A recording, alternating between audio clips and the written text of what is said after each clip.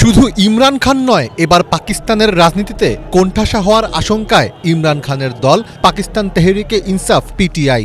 রাষ্ট্রবিরোধী কর্মকাণ্ডের অভিযোগে পিটিআইকে নিষিদ্ধ করার সিদ্ধান্ত নিয়েছে দেশটির সরকার। पीटीआई को बैन करने के लिए केस मूव करेंगे। সম্প্রতি পাকিস্তান সরকারের তথ্যমন্ত্রী আতাউল্লাহ তারার জানিয়েছেন, পিটিআইকে নিষিদ্ধ করার সিদ্ধান্ত নিয়েছেন তারা। পিটিআইকে নিষিদ্ধ করার সিদ্ধান্ত বাস্তবায়নে প্রথমে সরকার মামলা করবে, এরপর দেশটির সুপ্রিম কোর্ট পিটিআইকে নিষিদ্ধ করার বিষয়ে চূড়ান্ত সিদ্ধান্ত নেবে। একই সঙ্গে ইমরান খান ও সাবেক প্রেসিডেন্ট আরিফ আলভির বিরুদ্ধে রাষ্ট্রদ্রোহের মামলাও করা হবে বলে জানান তিনি।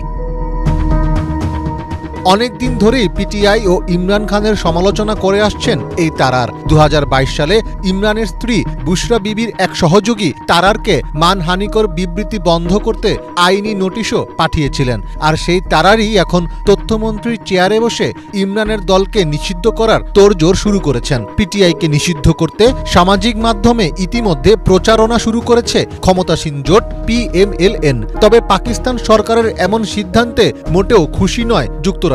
পিটিআইকে নিষিদ্ধ করার বিষয়ে উদ্বেগ জানিয়েছে যুক্তরাষ্ট্রের স্টেট ডিপার্টমেন্টের মুখপাত্র ম্যাথু মিলার। সংবিধানের 17 নম্বর আর্টিকেলে সরকারকে রাজনৈতিক দল নিষিদ্ধ করার অধিকার দেওয়া হয়েছে। একাধিক অভিযোগ এনে ইমরান খানের দলকে নিষিদ্ধ করা হচ্ছে, যার মধ্যে প্রধান অভিযোগটি হল বিদেশ থেকে পিটিআই এর তহবিল সংগ্রহ করা, যেগুলোর উৎস পাকিস্তানে সম্পূর্ণভাবে নিষিদ্ধ। এছাড়া পাকিস্তানের সামরিক স্থাপনায় পিটিআই এর সমর্থকদের হামলা ও রাষ্ট্রীয় গোপন নথি প্রকাশের অভিযোগও আছে পিটিআই এর বিরুদ্ধে।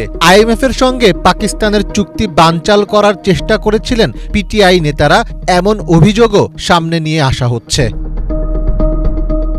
গত 8 ফেব্রুয়ারি সাধারণ নির্বাচনে পিটিআইকে অযোগ্য ঘোষণা করেছিল পাকিস্তানের নির্বাচন কমিশন। ফলে দলগতভাবে নয়, স্বতন্ত্র হিসেবে অংশ নিয়ে পিটিআই এর প্রার্থীরা ব্যাপক সফলতা পান। কিন্তু নির্বাচনের আগে পিটিআই এর দলীয় প্রতীক নিষিদ্ধ করা হয়। এই নির্বাচনে ব্যাপক কারচুপির অভিযোগ আনে পিটিআই। নির্বাচনের পর পিটিআইকে সংরক্ষিত আসনও দেওয়া হয়নি। তবে গত শুক্রবার দেশটির সুপ্রিম কোর্ট বলেছে পিটিআই দল হিসাবে যোগ্য, তারা 20টির বেশি সংরক্ষিত আসন পাবে।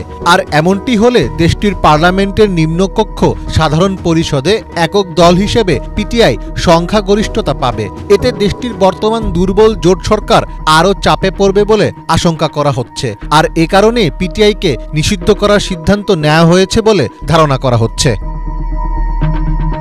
71 বছর বয়সী ইমরান খান 1996 সালে গঠন করেছিলেন পিটিআই। 2018 সালে পাকিস্তানে ক্ষমতায় আসে তার দল। অনাস্থা প্রস্তাব হারানোর পর তার সরকারের পতন ঘটে 2022 সালের এপ্রিল মাসে।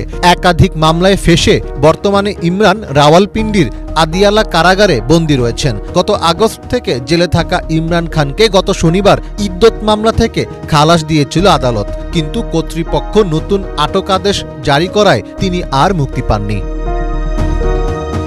মীর ফজলে রাব্বি, বাংলা ভিশন।